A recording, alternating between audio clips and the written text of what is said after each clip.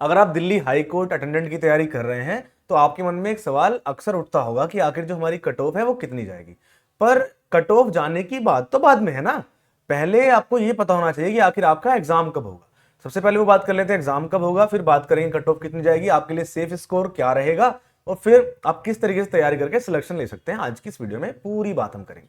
सबसे पहले exam date से शुरू कर लेते हैं कि आखिर आपका जो एग्जाम होने वाला भैया वो कब होगा। देखिए, अभी जो फिलहाल है, आज है 16 फरवरी। कितना है? आज 16 फरवरी है, और 16 फरवरी से आप सभी के एग्जाम चल चुके हैं, डी ट्रिपल एस बी के ही, पर किसके? एमटीएस के।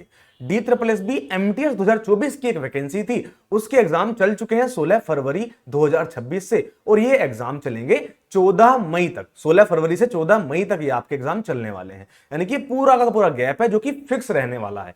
तो 2024 की जो वैकेंसी साइकिल है वो दोस्तों अभी फिलहाल में एक्टिव है।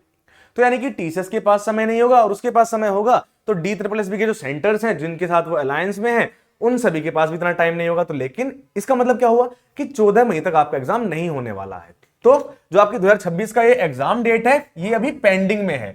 इसके लिए कोई एग्जाम डेट नहीं आई है कि आखिर आपका एग्जाम कब होगा। पर लेकिन हम व्यक्ति हैं, हम मनुष्य हैं, हमारे पास इतना दिमाग तो होगा ना कि हम कुछ सोच लें कि संभावित एक्सपेक्टेड डेट क्या हो सकती है। तो हम उसी दिमाग का अपने इस्तेमाल करेंगे। जैसे कि आपको पता है पूरी फरवरी में आपके एग्जाम चलेंगे, मार्च में आपके एग्जाम चलेंगे, अप्रैल में आपके एग्जाम चलेंगे, साथ में मई में भी एग्जाम चलेंगे, लेकिन 14 मई तक आपके एग्जाम चलेंगे। ठीक है। मान लो जैसे एसएससी का एग्जाम होता है तो वो 2-3 दिन का समय लेता है और 2 या 3 दिन के अगले दिन ही आपके एग्जाम शुरू हो जाते हैं। तो वैसे ही आपके 14 मई के बाद 16 मई से शायद एग्जाम शुरू हो सकते हैं। किसके? डी ट्रिपल एस बी के, D triple S B court attendant के, यानी कि आपके दिल्ली हाई कोर्ट अटेंडेंट के आपके एग्जाम दोस्तों शुरू हो सकते हैं 16 मई से, यानी 14 मई के बाद कभी भी हो सकते हैं। जैसे कि आपको पता है D triple S B MT 2024 की साइकिल ये चल रही है और ये खत्म हो रही है 14 मई को, तो यानी 15 मई से आपके एग्जाम हो सकते हैं। 15 मई 16 मई से आपके एग्जाम दोस्तों शुरू हो सकते हैं। और ये एक्सपेक्ट है कि जो रिक्वायर्ड विंडो है वो यहां से शुरू हो रही है, यानी कि इन 16-17 दिनों में, इन 16-17 दिनों में जो कि मई में बचेंगे, या तो उसमें आपका एग्जाम हो सकता है या फिर जून के शुरुआत में आपका एग्जाम हो सकता है। मतलब देखो, मतलब मैं सिंपल ये बोल रहा हूं कि देखो, आपको जैसे मई का महीना है तो मई के महीने में आपका देखो कहां से एग्जाम, कहां तक है एग्जाम, आपके 14 तारीख तक एग्जाम है, 14 तारीख तक आपके एग्जाम है। तो फिर 15 को तो संडे है तो होने वाला नहीं है, तो 16 तारीख से यानी 16 मई से आपके एग्जाम शुरू हो सकते हैं। ठीक है। फिर आगे कब तक चल सकते हैं? फिर आपके 16 में चलेंगे, ऐसे चलेंगे 12 तक, फिर 13, 14, 15, 16, 17, 18, 19, 20, 21, ऐसे फिर जून में भी चल सकते हैं। कब तक चल सकते हैं? जून में भी। तो क्या हो सकता है? फोरकास्टेड विंडो क्या रहेगी? लेट मई से लेकर अर्ली जून तक, यानी कि जो मई है उसके आखिर में, क्योंकि 14 तारीख से तो एग्जाम ही खत्म होंगे। ठीक है, 14 तारीख से एग्जाम खत्म होंगे, तो 15 मई के बाद, यानी जो 15 दिन ये बचे हुए हैं, 15-16 दिन, और उसके बाद में जो जून का शुरुआती महीना होगा उसके 2 हफ्ते में, यानी कि शुरू के 15 दिन में, इन इस समय में आपके एग्जाम हो सकते हैं D triple S B court attendant के। ठीक है, तो ये बात तो क्लियर हो गई भैया। तो लॉजिक क्या है? लॉजिक है 14 मई, क्योंकि हार्ड स्टॉप हो रहा है, ये जो एग्जाम है वो खत्म हो रहे हैं, और फिर ऑपरेशनल सेटअप में टाइम लगेगा। तो अर्लीस्ट एग्जीक्यूशन विंडो, यानी कम से कम एग्जाम कब शुरू हो सकते हैं? 16 मई से आपके एग्जाम शुरू हो सकते हैं। आपके पास अगर पूछे कितना टाइम है, तो आपके पास 16 मई तक का टाइम है, उससे कम टाइम नहीं आपके पास, सॉरी उससे ज्यादा टाइम नहीं आपके पास।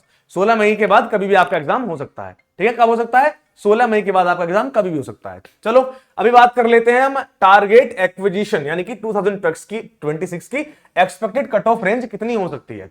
एक्सपेक्टेड कट ऑफ की हम बात करें 2025-26, क्योंकि ये वैकेंसी 2025 में आई थी। तो अगर आप जनरल हैं भैया तो 72 से लेकर 78 मार्क्स तक आपकी जो कट ऑफ हो सकती है वो लग सकती है। ये सेफ स्कोर नहीं है, ये एक कट ऑफ है और ये एक प्रेडिक्शन है। तो 72 से लेकर 78 तक आपकी कट ऑफ जा सकती है। ओबीसी की बात करें तो 68 से लेकर 74 तक आपकी जो कट ऑफ है वह जा सकती है। एससी की दोस्तों 60 से लेकर 65 तक आपकी जा सकती है। अगर आप एसटी हैं तो आपको 55 से 60 मार्क्स लाने पड़ेंगे। अगर आप इतने लेकर आ जाते हो तो आपका काम सेट हो जाएगा। एक सेकंड रुको, मैं देख लूं, कॉल आ रही है। सर एक सेकंड रुकिए, मैं काम पे हूं अभी। तो ठीक है, ये हो गया काम सेट। फिर ईडब्ल्यूएस की बात करते हैं तो 66 से लेकर 72 मार्क्स अगर आप ले आते हैं तो आपका मामला सेट हो जाएगा। फैक्टर्स की बात करें तो वैकेंसी काउंट किया है हमने, एग्जाम की डिफिकल्टी देखी है, और एप्लीकेंट वॉल्यूम देखी है, और कितने वैकेंसी है, ये सब कुछ हमने देखा। उसके आधार पर हम अब निकालने वाले हैं अगली चीज। एक सेकंड का टाइम दीजिए दोस्तों, लगता है कुछ जरूर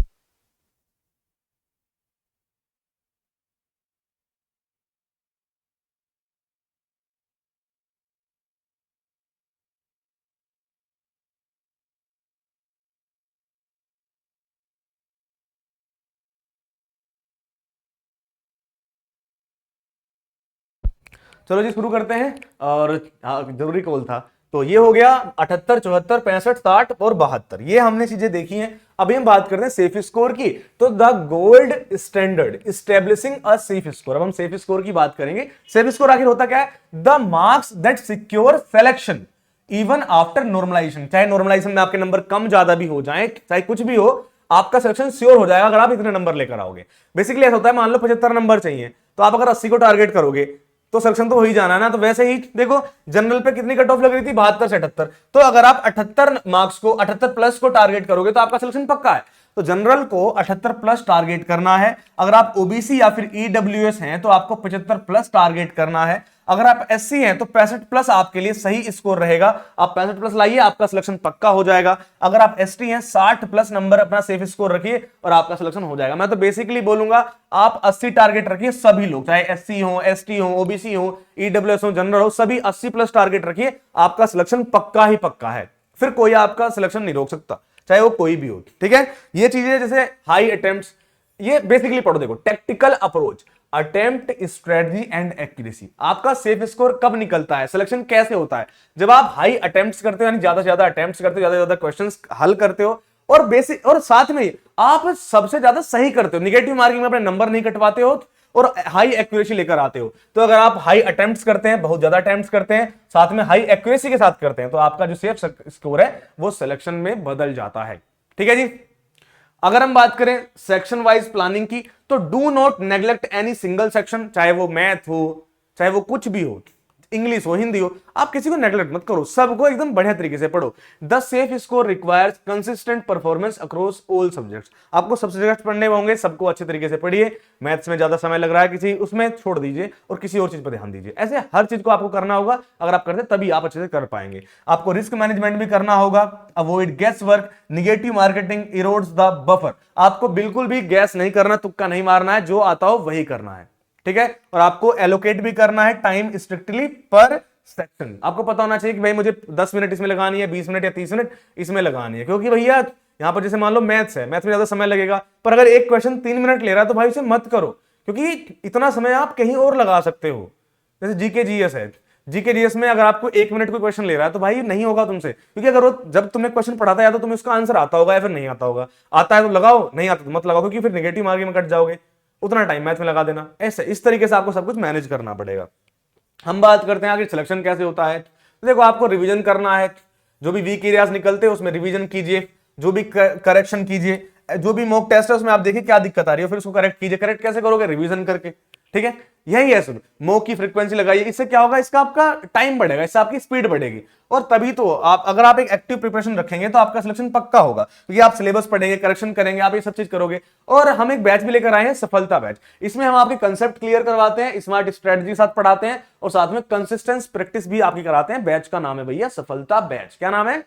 सफलता बैच नाम है। एग्जाम क्रैक करने की हम गारंटी वाला ये बैच लेकर आए हैं आप सभी के लिए। अब अगर गारंटी क्या होती है, तो देखिए, जो ये बैच है यह आपको गारंटी देता है क्रैकिंग द एग्जाम। यानी कि आप अगर इस बैच से पढ़ते हैं और जो हमने इसमें आपको बताया है, जो हमने आपको कंसेप्ट क्लियर करे हैं, स्मार्ट स्ट्रेटजी दी है, अगर आप इस स्मार्ट स्ट्रेटजी, इस स्टडी प्लान के साथ पढ़ते हैं तो आपका सिलेक्शन पक्का हो जाता है। ठीक है, बताता हूं कैसे। पहले उससे पहले बता दूं कि कंप्लीट प्रिपरेशन है दिल्ली हाई कोर्ट अटेंडेंट के लिए, और ये from basic to advance level रहने वाली है। अगर आप अभी 10th 12th पास करके आए हैं, आप इस बेच से पढ़ सकते हैं। इसमें क्या क्या मिलता है? इसमें आपको लाइव क्लासेस मिलती हैं बाय एक्सपर्ट फैकल्टीज। इसमें आपको ई बुक्स से पढ़ाया जाता है, ई बुक्स आपको दी जाती हैं, आपको पीडीएफ नोट्स दिए जाते हैं, हैंड रिटन नोट्स इसमें आपको दिए जाते हैं। साथ में इसमें आपको प्रैक्टिस सेट्स दिए जाते हैं, इसमें आपको रिवीजन बुक्स भी मिलती हैं।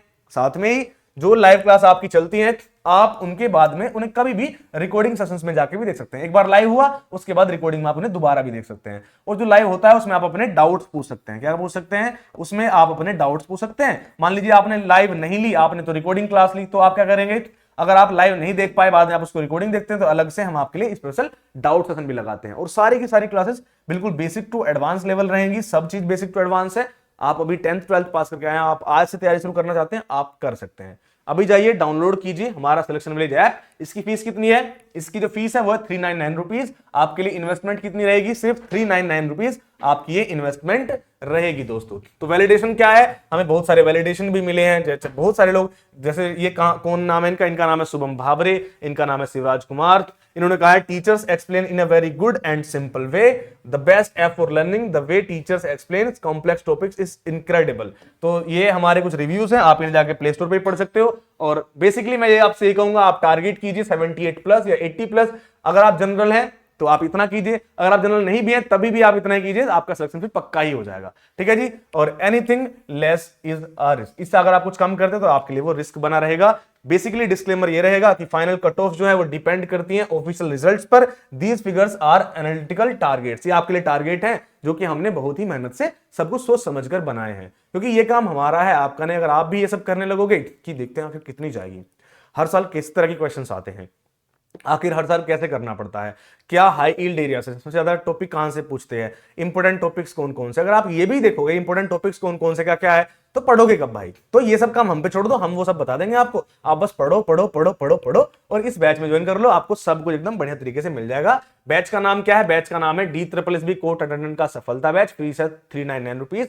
प्ले स्टोर पर जाओ, सिलेक्शन वैली डाउनलोड करो, सिलेक्शनवैली.com से भी कर सकते हो, डिस्क्रिप्शन में सारे लिंक मिल जाएंगे। मैं मिलूंगा आपसे ऐसी ही किसी बढ़िया वीडियो के साथ। कुछ दिक्कत परेशानी होती है, आप डिस्क्रिप्शन में ही लिंक मिल जाएगा, वहां से ऐप डाउनलोड कर सकते हैं और हमें व्हाट्सएप मैसेज भी कर सकते हैं। साथ में आप इस वीडियो के नीचे कमेंट करके डाउट्स भी पूछ सकते हैं। कोई दिक्कत परेशानी होती है कमेंट कर दीजिए। मैं मिलूंगा आपसे नेक्स्ट वीडियोस में, तब तक के लिए जय हिंद, जय भारत, वंदे मातरम दोस्तों।